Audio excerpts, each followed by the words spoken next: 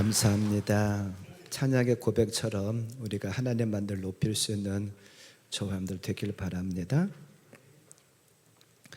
오늘 일부 예배 전에 나와서 저게 잠깐 기도하는데 이런 마음이 들어요. 이 나라 우리가 또한 오늘 주일을 맞이해서 예배 드릴 수 있는 것이 얼마나 감사한 것인가.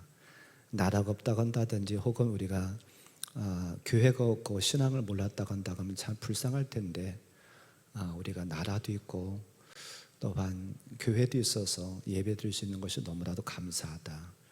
6월 호국 보훈의 달입니다.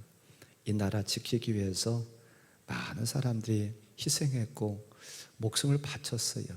그런 분들의 희생이 있었기 때문에 이 나라가 존재하는 것이 아닌가. 물론 먼저는 하나님의 은혜지요. 하나님의 은혜지만 요즘 러시아와 우크라이나가 전쟁하는 것을 보세요. 얼마나 비참해요. 그 우크라이나가 모든 면에서 열세이지만 그래도 내 나라 지키겠다고 그냥 죽어가면서 다쳐가면서 그런 싸우는 모습을 보면 과거에 우리나라도 그러지 않았을까 그런 생각을 해봐요. 참 그렇게 고귀한 생명을 바친 분들이 있기 때문에 우리는 대한민국이라고 하는 땅덩어리에 사는 거죠. 자유를 누리며 사는 거죠. 그분들의 희생들을 우리는 고귀하게 생각할 수 있는 저와들 되기를 바라고, 또한 우리 신앙의 선배들이 어려운 가운데도 신앙을 잘 지키기 위해서 노력했고 참 그래서 우리에게까지 신앙을 물려줬어요. 참 그분들의 그런 희생 우리가 기억하면서 감사하고, 또한 저와 여러분들도 이 나라를 위해서 어떻게 살아가는 것이 나라를 위하는 것인가 고민할 수 있는, 또한 우리도 신앙을 잘 지켜서 우리 후손들에게 신앙을 잘 물려줄 수 있는 저와 여러분들 되길 바랍니다. 오늘 거룩한 주일을 맞이해서 이렇게 나오셔서 예배드린 여러분들에게 하나님 크신 온총이 함께하기를 간절히 기원합니다. 우리는 지난주부터 요나를 생각해 보았어요. 요나 한 사람이지만 요나를 어떻게 하나님께 이끌어 가셨는가를 보면 하나님께서 저와 여러분들도 어떻게 이끌어 가시는지 볼 수 있다. 어찌 보면 요나는 우리의 신앙생활에서 마치 또 약도와 같은 그런 존재다라고 말씀드렸었죠. 그리고 요나는 똑같은 한 사람이지만 그는 변해 갑니다. 변해 가서 저는 쉽게 말씀드려서 교회 나와서 예배 드리는 분 중에서 다 성도만 있는 것이 아니라 교인과 같은 분도 계세요. 교인과 같은 분은 어떤 분인가 제가 지난주에 말씀드렸었잖아요. 그래서 교인과 같은 분이 변화돼서 하나님께 변화시켜서 성도와 같이 저천국에 소망을 두고 예수님께 소망을 두고 살아가는 분들이 있다는 거예요. 지난주에 교인과 같은 요나의 모습 세 가지로 말씀드렸었죠. 첫째로 요나는 매사에 하나님의 뜻보다도 내 자신의 뜻을 앞세웠었다. 하나님의 뜻은 분명히 니느웨에 가서 하나님 말씀 증거하라는 거예요. 거기에 멸망받을 자들이 많다.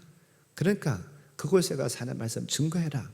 근데 요나의 뜻은 무엇이에요? 니느웨는 아수르의 수도로서 아수르 사람들 우리를 늘 공격하고 우리를 어렵게 하고 우리를 때리고 그랬으니까 미워 원수와 같은 자들이야. 그들이 구원받는 거 내가 그 꼴은 못 보겠어. 그게 요나의 뜻이었잖아요. 그래서 가기를 거부해요.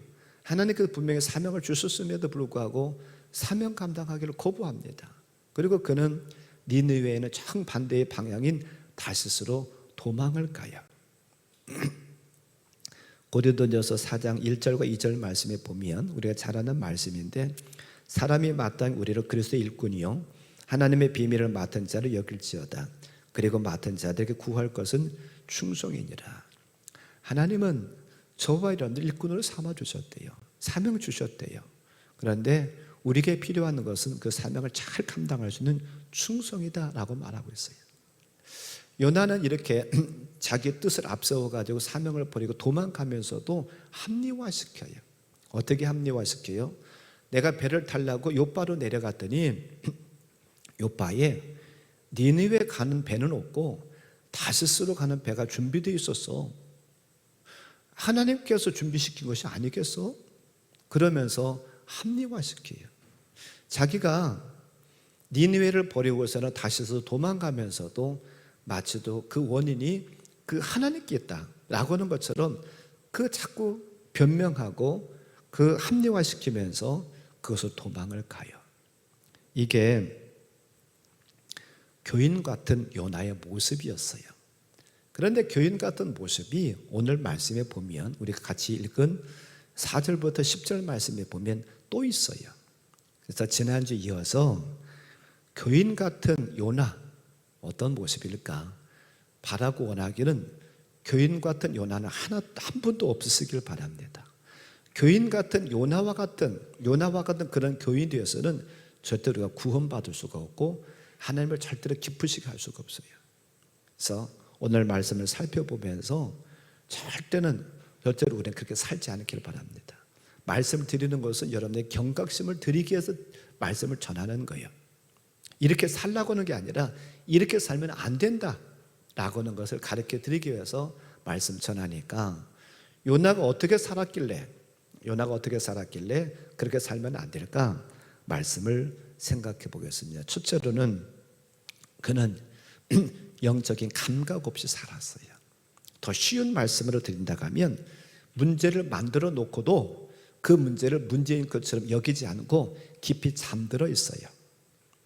오늘 우리가 봉독한 4절과 5절 말씀에 보니까 여호와께서 큰 바람을 바다 위에 내리심에 바다 가운데 큰 폭풍이 일어나 배가 거의 깨지게 된지라.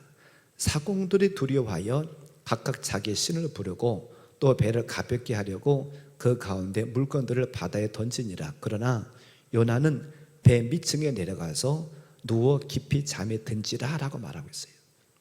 지금 우리가 한번 그림을 그려봐요. 요나가 다시스로 가는 배를 탔어요. 근데 얼마 가지 못해서 폭풍이 일어납니다. 왜 폭풍이 일어났느냐 하면 하나님께서 폭풍을 일으키셨어요. 누구 때문에요? 요나 때문에. 그래서 지금 배가 거의 깨지게 되는, 파손하게 되는, 그런 침몰하게 되는 그런 위기 상황에 지금 있습니다. 그 폭풍이, 그 파도가 집채만하게 이제 노을되고 있어요. 그리고 지금 그 배 안에 있는 사공이라든지 선주라든지 이런 사람들은 어떻게 하면 이 배를 구할 수 있을까라고 하면서 애쓰고 있어요. 그래서 먼저 한 것이 무엇이냐면 자기들 신을 부르면서 자기들이 섬기는 하나님 앞에 기도하고 있어요. 하나님 살려주세요 하면서 자기들의 신을 각각 부르면서 간절히 기도합니다. 근데 그것으로도 안 되니까 또 뭘 하고 있느냐 하면 배를 가볍게 하려고 배에 실렸던 물건들을 바다에 던져요. 그런데 이런 상황과는 정반대의 상황이 하나가 있는데 어디냐면 배 밑층이에요. 배 밑층에 누가 누워 있어요? 지금 요나가 누워 있어요. 그런데 요나는 아주 편안하게 누워 있어요. 그래서 성경에서는 뭐라고 하고 있느냐 하면 누워 깊이 잠이 든지라라고 말하고 있어요. 다른 사람은 지금 이 배를 구하려고 이 폭풍을 이겨내 보려고 그들이 섬기는 신한테 간구도 하고 배도 가볍게 하고 어찌하든지 간에 이렇게도 저렇게도 방법을 찾아볼 애를 쓰고 있는데 요나 한 사람만 태평해요. 요나를 보면 참 대단하다는 생각을 해요. 우리가 어떤 마음에 근심이 있고 어떤 꺼리끼는 게 있고 그러면 잠이 잘 안 오잖아요.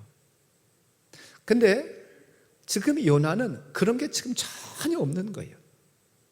하나님의 말씀을 어기고 다시스로 도망가요. 사명 감당을 거부했어요. 그리고 폭풍우가 일어나도 마치도 나하고 아무 관계없는 일처럼 그는 여기고 있어요. 어찌 보면 가장 먼저 애써야 될 사람이 요나잖아요. 사실은 그 폭풍우가 자기 때문에 지금 벌어진 일이잖아요. 그런데 지금 요나는 그걸 모르고 있어요. 자기가 문제는 만들어 놓고 태평해요.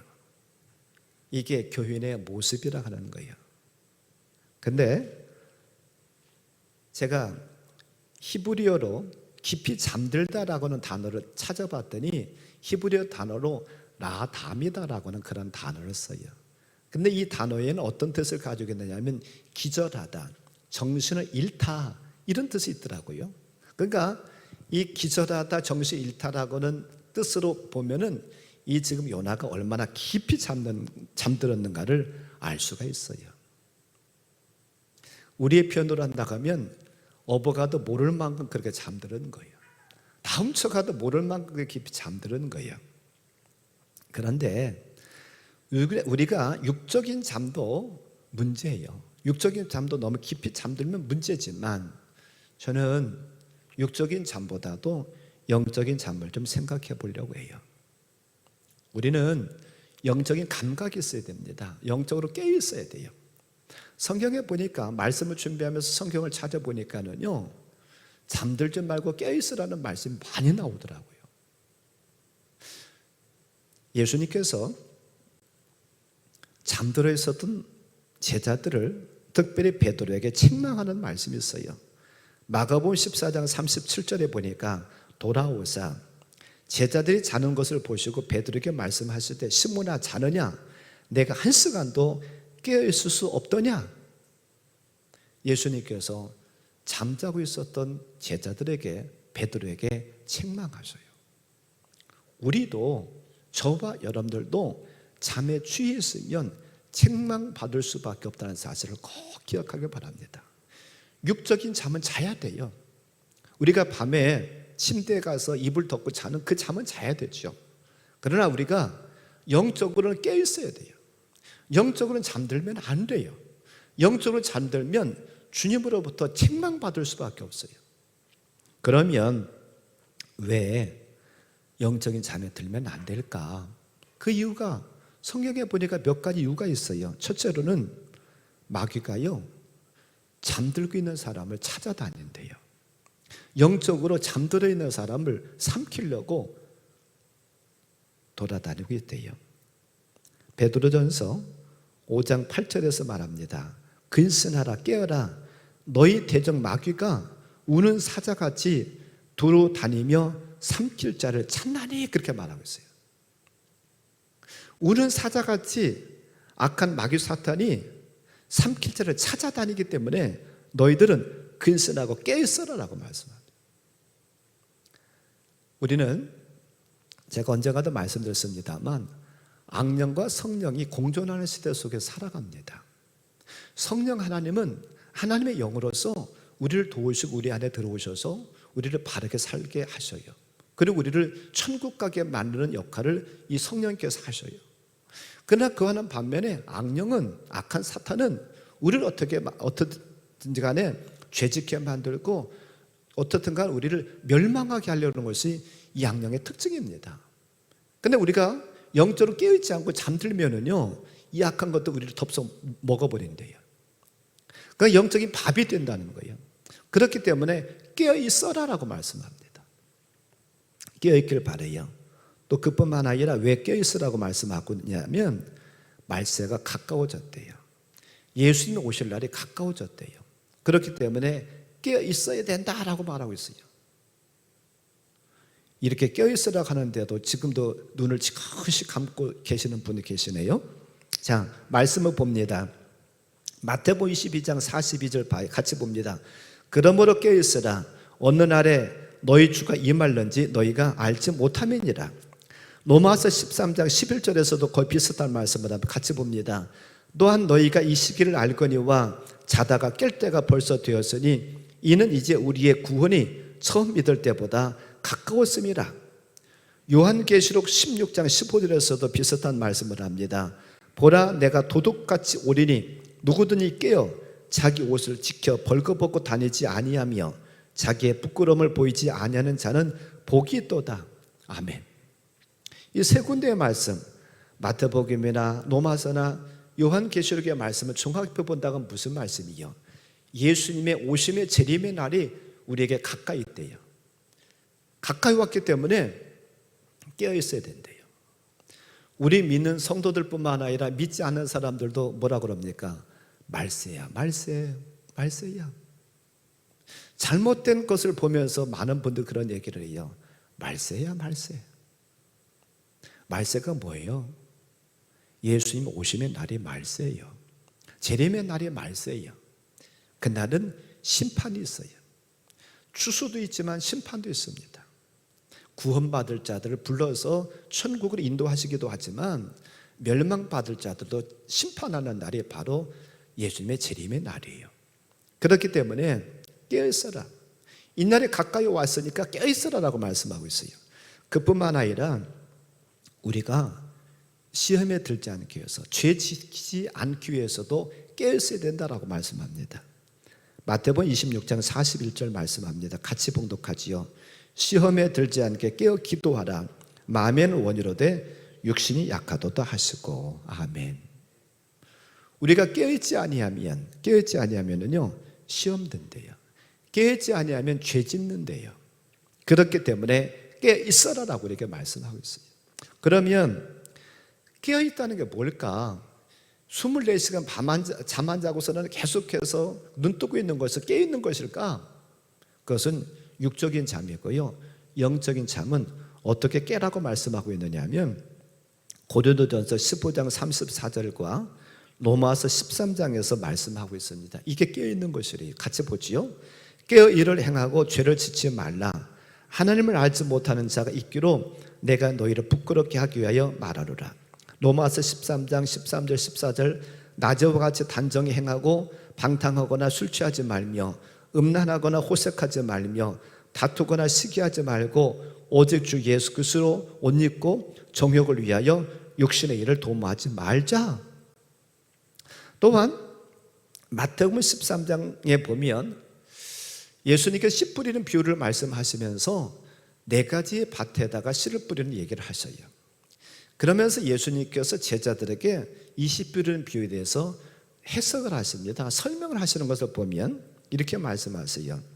길가에 뿌려졌다는 것을 얘기를 하시면서 마태복음 13장 19절에 아무나 천국 말씀을 듣고 깨닫지 못할 때에는 악한 자가 와서 그 마음에 뿌려진 것을 빼앗나니 이는 곧 길가에 뿌려진 자요, 그렇게 말씀하고 있어요. 이 몇 군데의 말씀, 고린도전서나 로마서나 마태복음 13장의 말씀을 종합해서 얘기한다고 하면 깨었다는 게 뭘까? 하나님의 말씀을 듣고 깨닫고 그 말씀들을 살기 위해서 애쓰라는 거예요. 이게 깨 있는 것이래요. 우리가 잠 안 잔다고 침대에서 이불 덮고 자는 그 잠을 안 잔다는 거 깨 있는 것이 아니라 우리가 깨 있다는 것은 하나님의 말씀 듣고 그 말씀들을 살기 위해서 애쓰라는 거예요. 그게 깨 있는 것이래요. 영적으로 깨어있는 저함들 되기를 바랍니다. 그러면 깨어있을 수 있는 비결은 무엇일까? 이것도 예수님께서 우리에게 다 가르쳐 주셨어요. 골로새서 4장 2절에서 말씀합니다. 같이 보죠. 기도를 계속하고 기도에 감사함으로 깨어있으라. 마태복음 26장 41절 조금 전에 보았던 말씀이지만 시험에 들지 않게 깨어 기도하라. 우리가 깨어있을 수 있는 비결, 깨어있어서 시험에 들지 않고 마지막 날을 준비할 수 있는 비결은 무엇이냐면 기도하는 것이래요. 기도하는 것이 깨어있는 것이다라고 말씀하고 있어요. 기도로 깨어있기를 바랍니다. 우리가 평소에 기도하지 아니하면 어떤 문제가 딱 벌어졌어도요, 어떤 문제가 와도 기도 잘 안 됩니다. 또 평소에 기도하지 않던 분들은요, 기도할 줄 몰라요. 우리는 자칫 잘못 생각하면 내게 어떤 문제가 생기고 환난과 역경이 오면, 시험이 오면 그때 기도하는 걸 생각해요. 아니에요. 기도는 평소에 꾸준하게 해야 됩니다. 꾸준하게 해야 돼요. 요즘 새벽에 새벽 예배 나오시는 분은 다 아시겠지만 정창근 권사님이 새벽 예배를 잘 나오셔요. 근데 새벽 예배 안 나오시던 분들이 새벽 예배 나오면 한편으로는 목사가 좋으면서도 한편으로는 가슴이 철렁할 때가 있어요. 왜 그러냐면 어떤 문제가 생겼나? 가정에 무슨 문제가 생겼나? 기도할 어떤 제목이 생겼는가 보네. 그러면서 가슴이 철렁할 때가 있습니다. 그 집사람이 권사님한테 전화를 해봤어요. 권사님, 새벽 예배 나와서 좋은데 혹시 무슨 기도의 제목 있으세요? 기도의 제목 있으면 함께 기도할 테니까 기도의 제목 알려줘요. 그랬더니 하시는 말씀 그러더라는 거예요. 저는 그 얘기 듣고서는 얼마나 참 좋고 충격받았는지 몰라요. 사모님, 내일 새벽에도 나오는 것이 제 기도 제목이에요. 내일 새벽 기도에도 나오는 것이 내 기도 제목이에요. 그거 위해 기도해 주세요. 기도 제목 멋지지 않아요? 기도 제목 참 좋지 않아요? 하나님, 내가 어디가 부러졌어요. 하나님, 내가 다쳤어요. 하나님, 내가 어떤 물질에 문제가 생겼을까 아니라 새벽 기도에 나와서 내가 하나님 앞에 기도하는 것이 내 기도 제목입니다. 얼마나 멋져요. 참 저도 얼마나 좋아하는지 몰라요. 어제 새벽에는 박상욱 권사님도 전도가 돼가지고 새벽 기도에 나오셨더라고. 아이들까지 다 데리고 나오셨더라고. 우리는 어떤 문제만 생겼을 때 기도한다고 절대로 그렇게 생각하지 않기를 바라요. 착각이고요. 아까도 말씀한 것처럼 문제가 생기기 전에 평소에 기도하지 못하면 기도할 수가 없어요. 우리는 기도를 꾸준하게 할 수 있기를 바랍니다. 그게 깨어있을 수 있는 비결이에요. 기도하다 보면 하나님께 우리에게 깨닫게 해주시는 게 있어요. 때로는 말씀 붙잡고 기도하다 보면 하나님께 책망하실 수도 있어요. 야, 이놈아, 너 그렇게 살면 안 돼. 어떨 때는 하나님께 위로해 주시기도 합니다. 야, 괜찮다. 내가 너와 함께 할게. 너 걱정하지 마. 그럴 때도 있고요. 우리가 말씀 붙잡고 기도하다 보면 하나님께 어떤 감동을 주시기도 하고 그래요. 그래서 우리는 어떤 문제만 생겼을 때 기도하는 것이 아니라 평소에 꾸준하게 기도하는 조함들 되기를 바랍니다. 그래서 우리는 영적으로 깨어있음으로 말미암아 요나와 같은 그런 존재가 되지 않기를 바랍니다. 성경에 보면 여러 인물들이 나오는데 자다가 비참한 신세가 됐던 사람 한 사람 얘기를 하려고 그래요. 사사기 13장부터 16장에 보면 삼손이라는 사람 이야기가 나와요. 그는 사사였습니다. 하나님의 종으로 선택을 받아가지고 나신으로서 머리에 삭도도 되지 않고 독주도 마시지 아니하면서 그는 살았어요. 그런데 어느 날 들릴라라고 하는 기생한테 빠졌어요. 그래서 그 여인의 무릎을 베고 자다가 깊은 잠에 빠졌다가 결국은 블레셋 사람한테 잡혀서 눈도 뽑히고 머리털도 다 밀리는 그런 비참한 신세. 또한 그는 노줄에 매이고 옥에 갇혀가지고서 하나는요 짐승처럼 맷돌을 돌리는 그러한 비참한 신세가 되고 말았어요. 그 이야기가 사사기 16장 19절부터 22절에 나와요. 거기 같이 한번 읽어볼까요? 들릴라가 삼손에게 자기 무릎을 베고 자게 하고 사람을 불러 그의 머리도 7가닥을 밀고 괴롭게 하여 본즉 그의 힘이 없어졌더라. 들릴라가 이르되 삼손이여 블레셋 사람이 당신에게 들이닥쳤느니라 하니 삼손이 잠을 깨며 이르기를 내가 전과 같이 나가서 몸을 떨치리라 하였으나 여호와께서 이미 자기를 떠나신 줄을 깨닫지 못하였더라. 블레셋 사람들이 그를 붙잡아 그의 눈을 빼고 끌고 가사에 내려가 노줄로 매고 그에게 옥에서 맷돌을 돌리게 하였더라. 그의 머리털이 밀린 후에 다시 자라기 시작하니라. 아멘. 사사로서 하나님께서 하나님의 종으로서 사명을 주셔서 참으로 자기 민족을 구원하라고 그런 능력을 주셨는데 이 삼손이 들릴라라고 하는 여인에게 깊이 잠들어 있고 빠져 있다 보니까 그 여인의 무릎을 베고 자다 보니까 비참한 신세가 되고 말았다는 거예요. 얼마나 안타까운 일이에요. 그런데 이게 우리도 저와 여러분들도 영적으로 잠들면 우리도 이 삼손처럼 요나처럼 비참한 신세가 되고 만다는 사실을 우리가 꼭 기억하길 바랍니다. 아무쪼록 바라고 원하기는 저와 여러분들 절대로 잠에 빠지지 않기를 바라요. 영적인 감각이 있는 저함들 되기를 바랍니다. 감각이 있어야 되죠. 시대를 분별할 줄 알아야 되죠. 우리는 항상 깨어서 기도하고 말씀 붙잡고 기도함으로 말미암아 깨어있는, 그래서 요나처럼 살지 않은 삼손처럼 살지 않는 저함들 되시기를 주님의 이름으로 간절히 축원합니다. 두 번째로는 이렇게 영적으로 깊이 잠들어 있다 보니까는요 어떤 일이 벌어지느냐 하면 세상 사람들로부터 비웃음거리가 되고 세상 사람들이 도리어 그를 걱정하는 그런 존재가 되고 말아요. 오늘 6절 말씀에 보니까 선장이 요나를 깨워요. 뭐라고 그러냐면 선장이 그에게 가서 이르되 자는 자여 어찌함이냐 일어나서 내 하나님께 구하라. 아니 지금 깊이 잠들어 있으니까 누가 깨운다고요? 선장이. 야 이놈아 너 왜 자고 있어? 지금 시대가 어떤 시대인데 지금 배가 다 깨지게 생겨서 우리가 죽게 생겨서 근데 왜 자고 있어? 선장은 하나님 모르는 사람 같아요. 그리고 또한 그 선장이 와서 선원들이 와가지고 또 묻습니다. 야 너 어디가 고향이냐? 너 뭐하는 사람이냐? 라고 물어요. 8절 말씀입니까? 무리가 그에게 이르되 청하건대 이 재앙이 누구 때문에 우리에게 임하였는가를 말하라. 내 생업이 무엇이며 내가 어디서 왔으며 내 나라가 어디이며 어느 민족에 속하였느냐. 그랬더니 요나가 9절에 그렇게 대답합니다. 그가 대답하되 나는 히브리 사람이요 바다와 육지를 지으신 하늘의 하나님 여호와를 경외하는 자로다.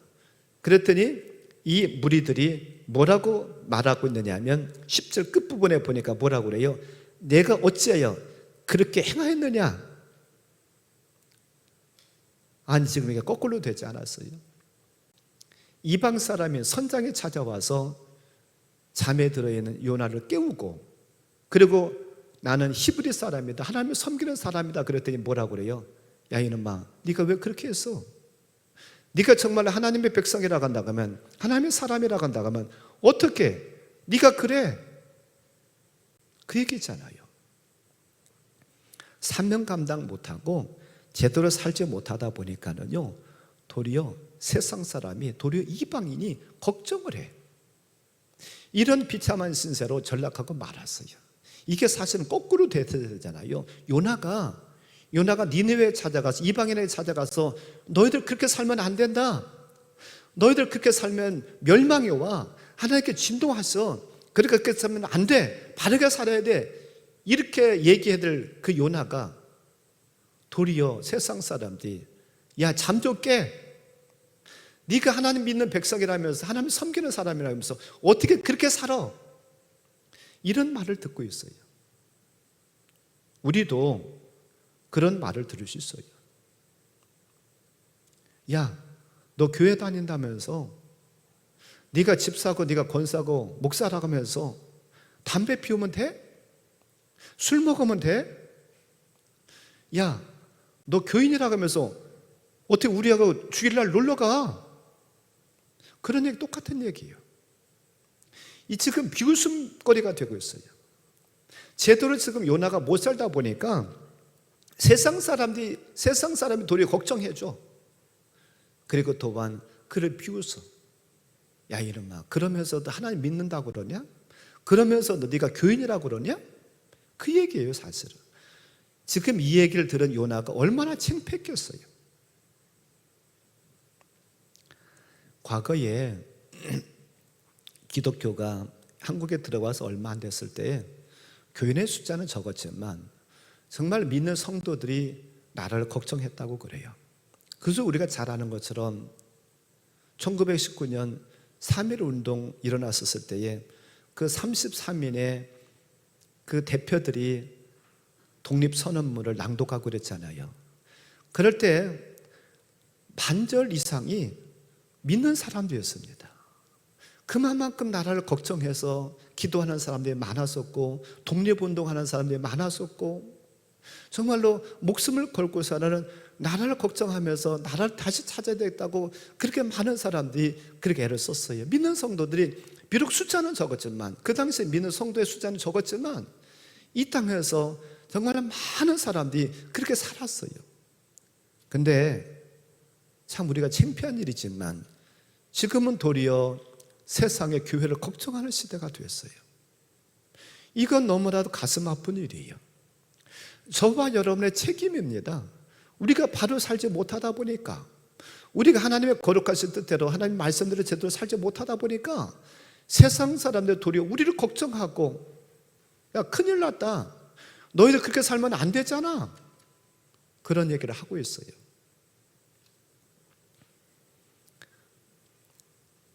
하나님의 종으로서 존귀한 받아야 될 자가 그렇게 살지 못함으로 말미암아 웃음거리가 됐던 한 제사장 얘기를 좀 하려고 합니다. 사무엘이 어렸을 때에 당시 제사장이 누구였느냐 하면 엘리라고 하는 제사장이었어요. 그는 제사장으로서 하나님 말씀을 이스라엘 백성들이 증거하고 제사를 앞장서서 잘 드림으로 하나님과 이스라엘 백성들이 서로 좋은 관계가 유지되도록 해드리는 사명이, 그런 책임이 이 엘리 제사장이 있었어요. 그런데 하나님께서 그 가정을 보시면서 싫어하셨어요. 왜 싫어하셨을까? 죄를 지음으로 말미암아서 싫어하셨어요. 그 가정에는 아들들이 있었어요. 홈니와 비느하스라고 하는 두 아들들이 있었습니다. 그런데 그 당시에는 제사장도 세습돼 가지고 엘리 제사장뿐만 아니라 그 두 아들들도 제사장이었어요. 그런데 하나님께서 이 두 아들들을 하나님께 뭐라고 평하셨느냐 하면 사무엘상 2장 12절에 보면 이렇게 말씀하고 있어요. 같이 한번 읽어볼까요? 엘리 아들들은 행실이 나빠 여호와를 알지 못하더라. 이게 하나님의 평가입니다. 이 두 아들들을, 엘리 제사장의 두 아들 홈니와 비느하스를 하나님께 보시면서 하나님께서 뭐라고 평가하셨느냐 하면 이들은 여호와를 알지 못했다라고 평가하고 있어요. 근데 우리가 이해가 안 돼요. 왜 이해가 안 되느냐 하면 엘리도 제사장이고 이 홈니와 비느하스라고 하는 두 아들도 제사장인데 하나님을 알지 못했다? 이건 말이 안 되잖아요. 이게 뭐가 같으냐면 목사가 하나님 모른다는 거랑 똑같은 거예요. 목사의 아들이 하나님 모른다는 거랑 똑같은 거예요. 앞으로 목사가 될 사람이 하나님 모른다는 거와 똑같은 얘기예요. 그러면 왜 하나님께서 이 지금 홈니와 비느하스에게 하나님 알지 못한다 했을까? 지금 여기서 하나님 알지 못한다는 얘기는 머리로 지식으로 하나님 모른다는 그 얘기가 아니에요. 그의 삶으로 하나님을 모르는 자처럼 산다는 거예요. 그렇기 때문에 그는 하나님을 모르는 자다라고 얘기해요. 진정 하나님을 아는 자 같으면 그렇게 못 산다는 얘기예요. 두 가지를 잘못했다는 거예요. 두 가지 죄를 범했다는 거예요. 첫째 죄는 무엇이냐면요, 하나님께 드리는 제사를 더럽혔대요.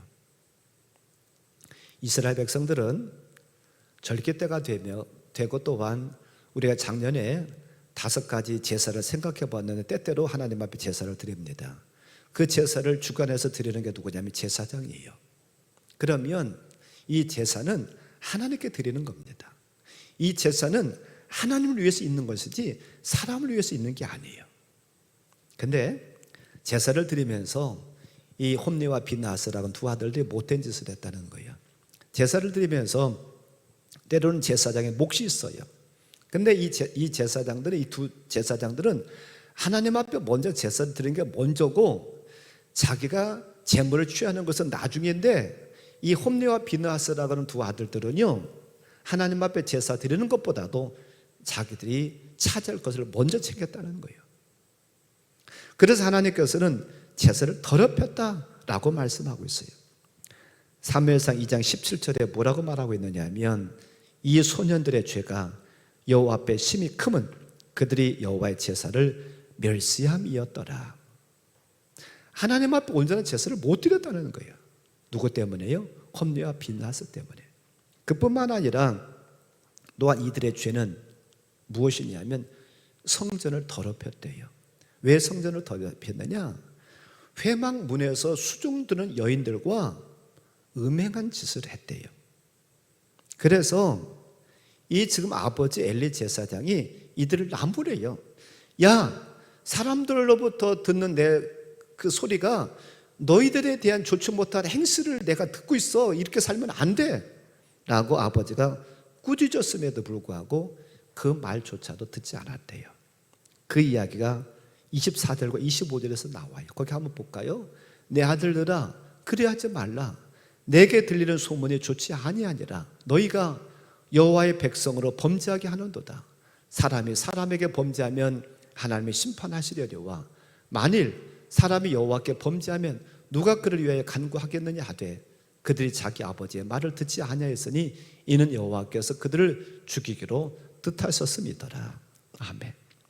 이렇게 좋지 못한 일을 함으로 말미암아 성전을 더럽히고 하나님의 제사를 멸시함으로 말미암아서 이들은 하나님을 모르는 자다라고 하나님께서 평하고 계세요.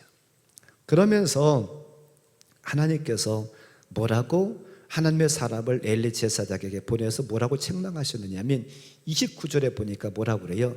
너희는 어찌하여 내가 내 처소에서 명령한 내 제물과 예물을 밟으며 내 아들들을 나보다 더 중히 여겨 내 백성 이스라엘이 드리는 가장 좋은 것으로 너희들을 살찌게 하느냐.